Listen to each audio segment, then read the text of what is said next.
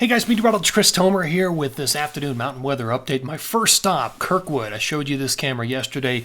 We were waiting on the snow yesterday. Now the snow is there. It snowed last night, this morning. It picked up a couple, 3 inches of accumulation, and there's still some obviously light snow falling there in Kirkwood in the Tahoe area, all the way north to Shasta. Let's go to Alta. They picked up 3 inches of new snow, now 882. Do I think they're going to hit 900 before May 1st? I do, and I'll show you why coming up here in my forecast. So let me just show you the water vapor. So here's our storm system, and it's really opening the door. You can kind of see there's a low here, and it really has opened the door. There's another low here, another low right here, all of it riding the northern branch, just like this. And that's that wind energy that steers storms around in the atmosphere. That's the jet, the northern branch in this case. And you can see it's pretty active. You got a couple of lows waiting in the wings. I've got 3 to 4 storm systems lined up between now, and I'll just show you my bullet points, between now and the 26th. So things are going to move a little bit faster than what we had talked about yesterday. Yesterday I sort of timed everything out through the 28th. I think everything will be through by the 26th.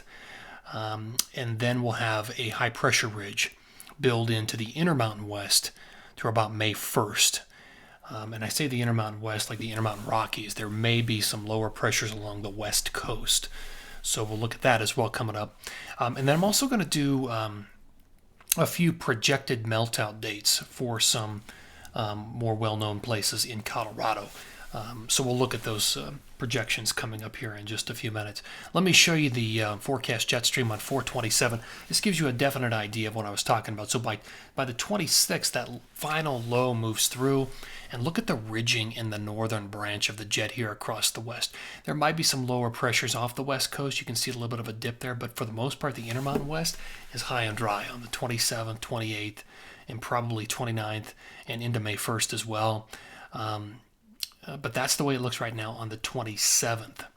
All right, let me go back to this.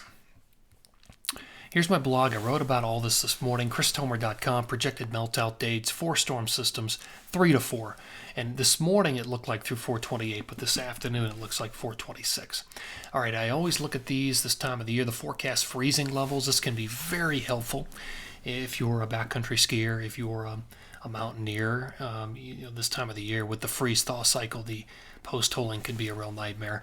But you can see colder in the Wasatch today, tomorrow, all the way through the 21st, and then with that new snow coming in, and then things start to warm up 22, 23. But these are the maximum heights, the maximum daily height of the freezing level. So in other words, it may freeze at night, but then during the day with the warming, the freezing level today would jump to 7,500 feet for could be only a minute, but it could be an hour, could be 2 hours. But that's the way I sort of rank these and forecast these. Colorado Central Mountain Zones, maximum height today, 11.9. Then it starts to cool down for a few days, and then the freezing level jumps back up to 10.1 and then 11.9. All right, projected meltout days for some popular areas like Bear Lake up in Rocky Mountain National Park, about June 10th. Now, that doesn't mean all the snow is gone, but it means the majority is gone at Bear Lake at that elevation. Berthoud Pass, June 14, and what this also assumes is about a middle line approach. So it's assuming that we're not going to get less precip than we've been getting over the last few months, and we're not going to get more than what we've been getting over the last few months, but right down the middle. Columbine Pass, June 1, you can see Echo Lake, High Lonesome, June 15. Jones Pass, June 4. There's still snow up there in drifts, and that's what you're going to find. There still may be drifts of snow that exist, but for the most part, June 4, Loveland Basin, June 16, Molus, Rabbit Ears, Wild Basin. You can see the numbers there. There's the forecast jet from this morning. I showed you what it looked like this afternoon. Still looking at that big ridge potential for the Intermountain West. Forecast timing. I'll take this full.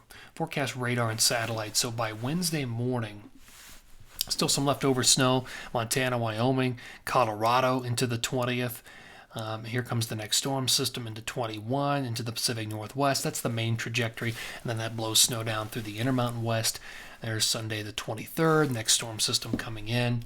And then that one would push down through Idaho, Wyoming, Utah, and Colorado with a pretty good shot of snow into the 25th and 26th.